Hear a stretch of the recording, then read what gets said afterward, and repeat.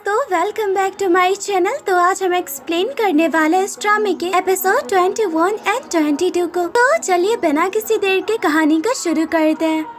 Last episode में हमने देखा था कि सियांग और योंसी अपने पुराने दोस्त फैंग सुन से मिलते हैं और ये ली सॉन्ग है जो कि लिंग को हाई करता है। ये दोनों भी पहले से एक दूसरे को जानते हैं। यहाँ जो ली सॉन्ग है वो लिंग को तो नीचा दिखा रहा होता है और बोलता है कि मुझे लगता है तुम बस एक मामूली से इंजीनियर बन के रह गए हो, और लिंग उसे इग्नोर करता है। इधर वो योंसी को बताता है कि वो ली जोंग से मिला था। तो सियांग भी बोलती है कि हम भी अपने पुराने दोस्त फैंग सुन से मिले। लिंग बोलता है फैंग सुन, उसे तो मैं पहले से ही जानता हूँ और वो भी अच्छी तरह से, और वो फैंग सुन के बारे में बताने लगता है सियांग को, और ये उनसे रोकता है। सियांग को बोलता है कि आगे देखो। तो अब सियांग बोलते है कि आखिर ये ली सॉन्ग कौन है। तो लिंग बोलता है ली सॉन्ग कॉलेज में हमारा सीनियर था, वो योंसी से काफी जेलस होता था। हर कंपटीशन हो या गेम में फर्स्ट प्लेस तो योंसी की होती थी, इसलिए वो हमेशा ड्रग्स प्ले करता, चीटिंग करता था योंसी से आगे होने के लिए। इधर योंसी कंपटीशन के लिए अपनी कार को पूरी तरह से रेडी कर देता है। लिंग बोलता है तुम तो वाकई में जीनियस हो,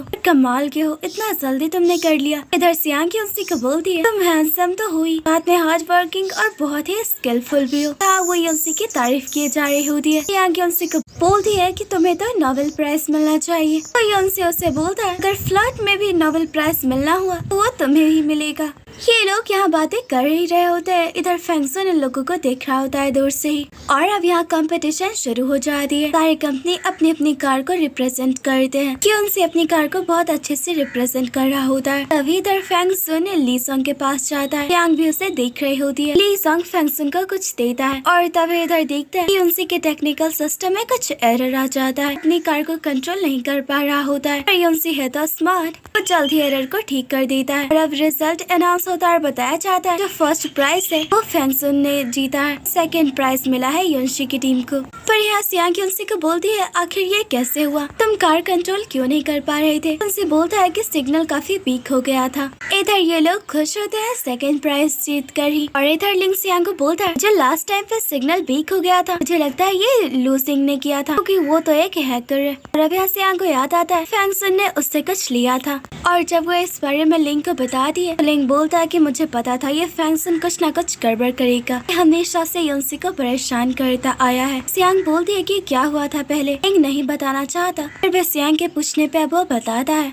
योंसी उस वक्त अनग्रेजुएट था, फिर भी उसे एक अच्छी जॉब ऑफर हुई थी। फैंग सुन भी इन लोगों का दोस्त था, ये सब साथ में ही रहते थे, एंजॉय करते थे, और गेमिंग और कंप्यूटर का तो इन्हें बहुत ही शौक था। पर एक दिन फैंग सुन ने योंसी के कंप्यूटर का यूज करके हम जिस कंपनी में काम करते वेलिन के सिस्टम का हैक कर लिया था। योंसी को इस बारे में पता नहीं था। फैंग सुन तो अपनी गलती तक नहीं मान रहा था। जब हमने उसे फोर्स किया था उसने योंसी को सारा सच बताया, और उसके बाद मिस लियांग आई थी क्योंकि उस टाइम वेलिन के लिए काम करती थी। मैंने योंसी को बोला तुम पे साइबर क्राइम का चार्ज लगेगा, ने हमारी कंपनी के सिस्टम को हैक करने की कोशिश की है, इसलिए तुम पे 20 मिलियन का कंपनसेशन देना होगा, और ये बहुत ही बड़ा अमाउंट था। पर योंसी मिस लियांग को बोलता है आप साइबर क्राइम का ज्यादा से ज्यादा 2 मिलियन तक का चार्ज लगा सकती हैं, 20 मिलियन का नहीं। अगर आप ऐसा करती है तो हम आपके अगेंस्ट भी केस करेंगे। मिस लियांग अपनी गलती मानती है और बोलती है तुम्हें 2 मिलियन ही पे करना होगा। इधर ये सारे दोस्त मिलकर तय करते हैं थोड़ा थोड़ा करके ये सब कंपनसेशन मनी पे करेंगे, पर इन लोगों के पास पैसे नहीं होते। फैंग सुन एक रिच फैमिली से बिलोंग करता था, वो बोलता है कि वो सबके बदले पैसे पे करेगा। जब लास्ट डे होता है उनसे फैंग सुन को कॉल करता है, पर फैंग सुन कॉल रिसीव नहीं करता। यहाँ पता चलता है कि वो पढ़ाई के लिए अब्रॉड जा चुका है, और उस वक्त इस मौके का फायदा उठाते हुए मिस लिंग ने देखा कि उससे काफी टैलेंटेड है, उसे ऑफर किया कि वो वेलिन में जॉब करे, इसके बदले वो कंपनसेशन फी पे करेगी। उनसे के पास कोई रास्ता नहीं था, इसलिए उसने वेलिन में जॉब को एक्सेप्ट कर ली और अपने एरोस्पेस में जाने के सपने को छोड़ दिया। ये सब कुछ उस फैंग सुन के वजह से हुआ। उसने तो अपना सपना पूरा कर लिया, योंसी का करियर बर्बाद कर दिया। और अब इधर सियांग फैंग सुन के पास आती है और उससे बोलते हैं कि तुमने जैमर का यूज किया था, उस कंपटीशन को जीतने के लिए चीटिंग कर रहे थे। पहले तो फैंग मना करता है, पर बाद में एक्सेप्ट कर लेता है उसने चीटिंग की है। यहाँ सियांग उससे बोलती है कि योनसी से दूर रहो, अगर तुमने उसे नुकसान पहुँचाने की कोशिश की तो मैं तुम्हें नहीं छोड़ूंगी। यहाँ फैंग सुन उससे बोलता है इतना ओवर रिएक्ट क्यों कर रही हो, मैं मानता हूँ कि मैंने गलत किया और मेरा कंपटीशन जीतना बहुत ही जरूरी था। सियांग बोलते है कि कंपटीशन सबके लिए था, सबके लिए इम्पोर्टेंस रखता था, इसका मतलब ये नहीं कि तुम चीटिंग करोगे। तो फैंग सुन बोलता है कि हम दोनों बचपन के दोस्त हैं, तुम योनसी के लिए मुझ पे ऐसा चिल्ला रही हो। कंपटीशन के विनिंग प्राइज में मुझे जो पैसे मिले हैं उसका 50% मैं तुम्हें दे दूंगा। और सियांग उससे बोलती है तुमने कहा तुम मुझे बचपन से जानते हो, तुम्हें क्या लगता है ऐसे मेरे लिए मायने रखते हैं। और वो गुस्से में यहाँ से चली जाती है। इधर सियांग योनसी के साथ होती है। वो समझ चुकी है कि योनसी किसी के साथ बुरा नहीं करना चाहता है, कोई उसे कैसे भी ट्रीट करे। वो यहाँ योनसी को बोलती है अगर तुम्हारे साथ किसी ने कुछ गलत किया मैं उसे नहीं छोड़ूंगी, अब से तुम्हें प्रोटेक्ट करूंगी। उसकी ये बातें सुनकर योनसी स्माइल कर रहा होता है और बोलता है ये अचानक से तुम्हें क्या हुआ। तभी यहाँ सियांग को उसके ग्रैंडपा का कॉल आता है। योनसी का हाथ पकड़ती है और उसे लेकर जाने लगती है। अभी उसके ग्रैंडपा यहाँ उसे रोक लेते हैं। सियांग योनसी के पीछे छिपने लगती है। यहाँ उसके ग्रैंडपा बोलता है कि मुझे तुमसे अकेले में बात करनी है। उनसे नहीं समझ पाता चेयरमैन सियांग इतना डर क्यों रही है। ग्रैंडपा देखते हैं कि इन दोनों ने हाथ पकड़ा हुआ है। ग्रैंडपा इन दोनों को देख रहे होते हैं। सियांग जल्दी से योनसी का हाथ छोड़ दिया और योनसी को बोलते है कि मेरे साथ चलो। योनसी उससे बोलता है कि चेयरमैन से बात करो। और अब यहाँ ग्रैंडपा से बोलते हैं आखिर कौन था वो उसका तुमने हाथ पकड़ा हुआ था, देखने से तो लग रहा था कि दोनों काफी क्लोज हो। सियांग बोलती है कि आप गलत समझ रहे हैं, दोनों बस साथ में काम करते हैं, हाई स्कूल में हम साथ थे इसलिए वो मेरा अच्छा दोस्त भी है। ग्रैंडपा बोलते हैं वो तुम्हारा बॉयफ्रेंड बन सकता है, पर सियांग बोलते है कि नहीं इसका कोई चांस नहीं। और अब सियांग वापस आती है।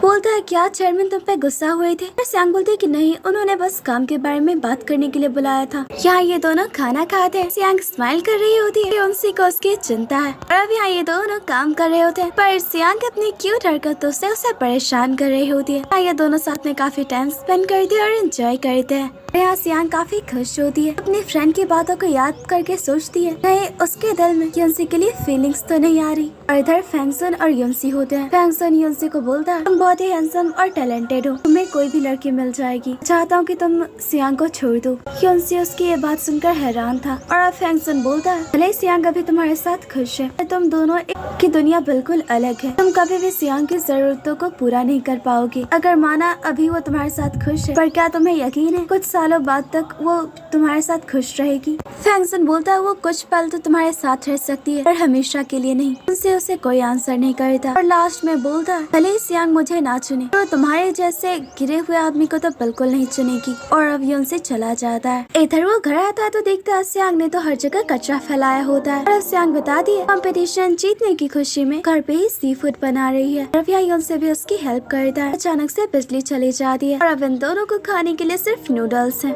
उनसे सियांग को बोलता है अगर तुम चाहो तो हम बाहर चल सकते हैं। सियांग उससे बोलती है मेरे साथ कैंडल लाइट डिनर चांस खो दोगे। यहाँ ये दोनों साथ में एंजॉय करते हैं। योनसी कुछ दिनों के लिए बाहर जा रहा है। वो लिंग को बोलता है सियांग को उसके घर छोड़ देने के लिए। यहाँ सियांग उसे बोलती है कि वो उसे बहुत ही मिस करेगी, यहाँ तक कि वो योनसी को बोलती है मैं तुम्हारे साथ चलूंगी। योनसी बोलता है कि नहीं। इन दोनों की ये प्यार भरी बातें देखकर लिंग स्माइल कर रहा होता है। बोलता है क्या तुम दोनों ने मुझे यही सुनने के लिए बुलाया है। यहाँ लिंग गेम खेल रहा होता है, वो राउंड क्लियर नहीं कर पा रहा होता। सियांग उसकी हेल्प करती है, बदले में कंडीशन रखती है योनसी बाहर क्यों गया ये बताना होगा। और लिंग बोलता है तो उसके साथ ही थी, तुम्हें नहीं पता चला कि वो कहाँ जाने वाला है तो मुझे कैसे पता होगा। तो सियांग बोलती है ठीक है अब मैं तुम्हारे गेम में हेल्प नहीं करने वाली। इधर योनसी मिस लियांग से मिलता है और उन्हें बताता है कि वो बेलिन को छोड़ रहा है, किसी और कंपनी के जॉब को एक्सेप्ट कर, वो भी अच्छी सैलरी पे। इधर सियांग कुछ लोगों से मिलने आई होती है, उनसे कुछ पेपर्स पे साइन करवाने के लिए। यहाँ ये सारे लोग बहुत ही ड्रंक होते हैं, सियांग को भी फोर्स कर रहे होते हैं ड्रिंक करने के लिए। योनसी सियांग को कॉल करता है और सोर्स से समझ आता है सियांग किसी बार में अकेली है। और इसी के साथ ये एपिसोड खत्म हो जाता है। इसके नेक्स्ट एपिसोड को देखने के लिए हमारे चैनल को सब्सक्राइब कर ले और वीडियो को लाइक करना ना भूलें। थैंक्स फॉर वॉचिंग, मिलते हैं नेक्स्ट वीडियो में।